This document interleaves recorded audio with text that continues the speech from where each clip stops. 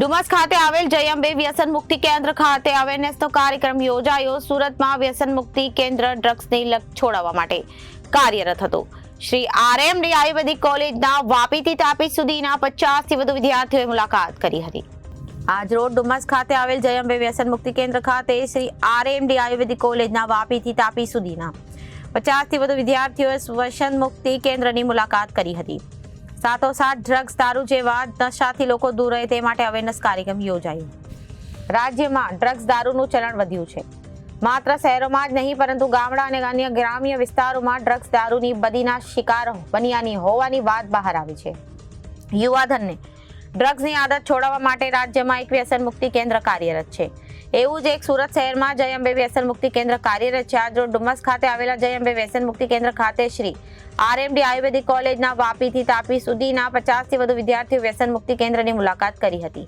સાથોસાથ ડ્રગ દારૂ જેવા નશાથી લોકો દૂર રહે તે માટે અવેરનેસ કાર્યક્રમ યોજાયો હતો અને ત્યારબાદ વ્યસન મુક્તિ કેન્દ્ર વિશેની સંપૂર્ણ માહિતી અને મુલાકાત કરી હતી। સાથોસાથ પેન્ટ શર્ટનું કાઉન્સેલિંગ કઈ રીતે થાય છે તે પણ બતાવવામાં આવ્યું, જેથી તેઓ અવેર થાય અને મિત્ર પરિવારને સમજાવી શકે। અને કાર્યક્રમમાં ડોક્ટર પ્રણવ પચ્ચીગર તેઓએ વિરાણી જય અંબે વ્યસન મુક્તિ કેન્દ્રના કાઉન્સિલર તેમજ તેમની ટીમ હાજર રહી હતી।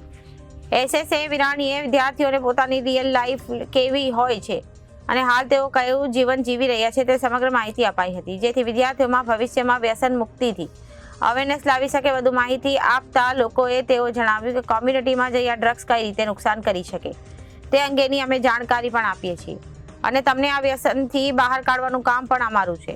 તેમના ફેમિલી બેકગ્રાઉન્ડ અંગે માહિતી મેળવીએ છીએ અને તપાસ કરતા જાણીએ છીએ કે આ વ્યસનમાં પકડાયેલા તમે તેમના ડોક્ટરની ટ્રીટમેન્ટ આપીએ છીએ અને સાથોસાથ તેમનું કાઉન્સિલિંગ પણ કરાવીએ છીએ।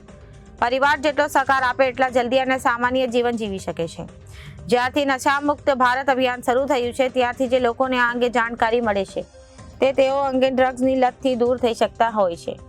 અમે યુવાધનને વિશ્વાસ આપીએ છીએ કે એમાંથી અમે ચોક્કસપણે બહાર આવીશું।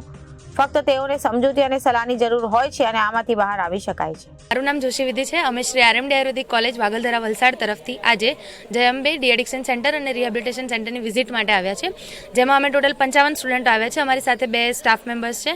આજે અમે અહીંયા આવીને જે વાતાવરણ જોયું સોશિયલી, જેવી રીતે અહીંયા પેશન્ટને રાખવામાં આવે છે, એમનું મોર્નિંગથી લઈને ઇવનિંગ સુધીનું રૂટીન અને જેવી રીતે અમને કન્ડક્ટ કરવામાં આવે એ ખૂબ જ સરસ હતું। અમને એક નવો સ્કોપ ને નવી જાણકારી મળી કે અહીંયા કેવી રીતે એમને રાખવામાં આવે છે। ઇવન ધો જે એડિક્શન જે પીપલ અમારી વચ્ચે રહીને એડિક્શન કરતો એને પણ અમે એવો સંદેશો આપીશું કે તમે પણ આવી કોઈક જગ્યાએ જઈને આ રીતે તમે સારું કરી શકો છો ને એ લોકોને પણ એક નવું જીવન જીવવાનો ઉત્સાહ મળે એના માટે એ લોકો આવી કોઈક જગ્યાની વિઝિટ લઈ શકે છે।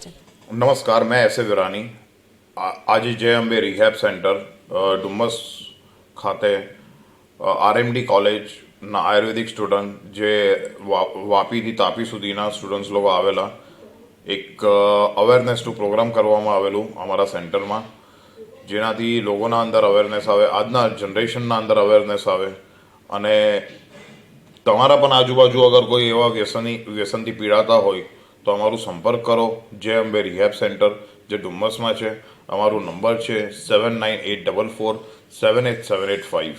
હાય, હું ડૉક્ટર પ્રણવ પચ્ચીગર, એમડી સાયકિયાટ્રી છેલ્લા લગભગ 24 વર્ષથી સુરત શહેરમાં પ્રેક્ટિસ કરી રહ્યો છું અને ડી એડિક્શન એ મારું ખાસ વિષય છે। આજે હું ડુમસમાં જય અંબે વ્યસન મુક્તિ કેન્દ્ર પર આવેલો છું અને 59 જેટલા સ્ટુડન્ટો આરએમડી આયુર્વેદિક કોલેજમાંથી આવ્યા, તેમને અમે એડ્રેસ કર્યા છે અને અમારું જ્ઞાન આપવાની અમે કોશિશ કરી છે, જેથી કરીને સમાજને અને એમના પરિવારોને પણ ફાયદો થાય। Thank you very much.